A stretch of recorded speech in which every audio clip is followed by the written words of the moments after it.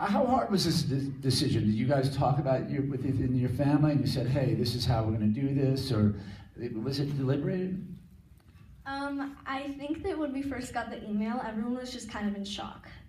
And it didn't really penetrate into our minds that what this was, although we realized it like the next day. But yeah, our family definitely took some time thinking about it because this is such a commitment, and I could be doing this when I'm out of college. I mean, there's no way of knowing how long this will go on. So I think it definitely took a lot of time to figure out what we wanted to do. To that point, your trials in the fall, tell us what happens and a little bit of the trajectory briefly, if you would. Yeah, so interestingly, just yesterday, the fossil fuel trade associations made a motion with the court to leave the case. So they've been fighting us for 18 months and they've been losing every step of the way. So we are set for trial. We're working with experts right now, some of whom are here at this conference. And we're preparing the best case we can. It'll probably be about a 6-week trial. We'll need the support of everyone in the climate community and other communities to back these 21 kids. And then it will likely go up on appeal to the Ninth Circuit Court of Appeals and ultimately to the Supreme Court, but that's hopefully years out.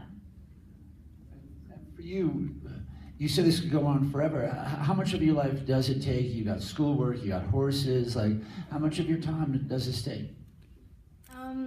Well, I try not to let it take up too much time because part of me just wants to be a normal kid.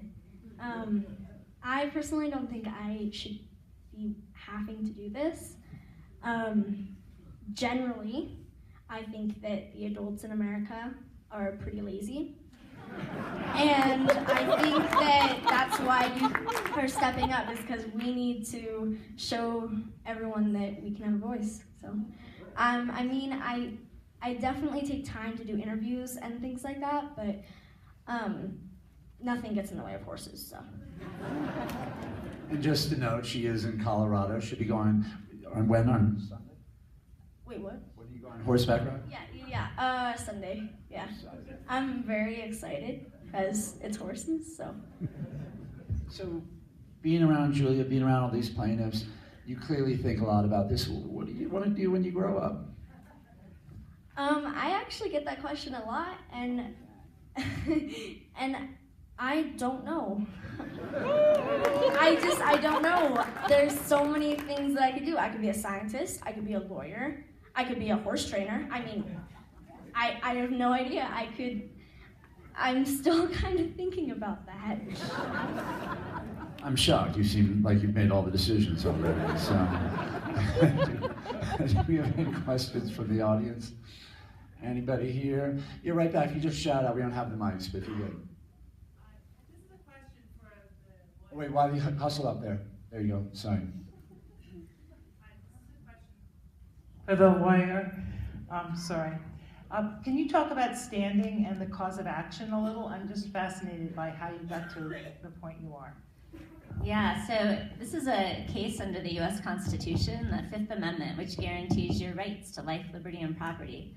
And it says that government can't do things that infringe on those rights, that threaten your personal security, and all of the liberties that we hold, or your property. If you live on a coastline and sea level rise is going to inundate your property, your Fifth Amendment rights are being violated because our government has acted affirmatively for more than 50 years, as Avery demonstrated, with knowledge that this was happening. And they have done so many things, through subsidies and permits and approvals. Our entire national energy system is dictated by the federal government. And so it's those affirmative acts that have caused the majority of the pollution that's in the climate system right now, and all of the ramifications from that. So it's predominantly a Fifth Amendment case. We also have a public trust doctrine claim, which says that governments are trustees for the people to protect the essential natural resources that you all need for survival. So air, water, shorelines.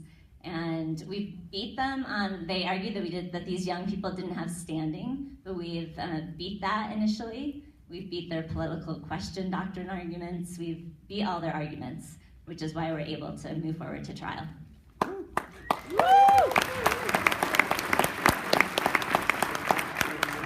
So what do you say to other kids? Like these are adults. What do you say when other kids ask, when you talk about climate, they ask you what you're doing? I kind of tell them that I am passionate, and that because I'm passionate, I am raising my voice, and that you can do the same, and you don't need to follow the grown-ups. You can go to court, you can stand up, and you have your rights. You might not be able to vote, but you have other rights, and you should use them.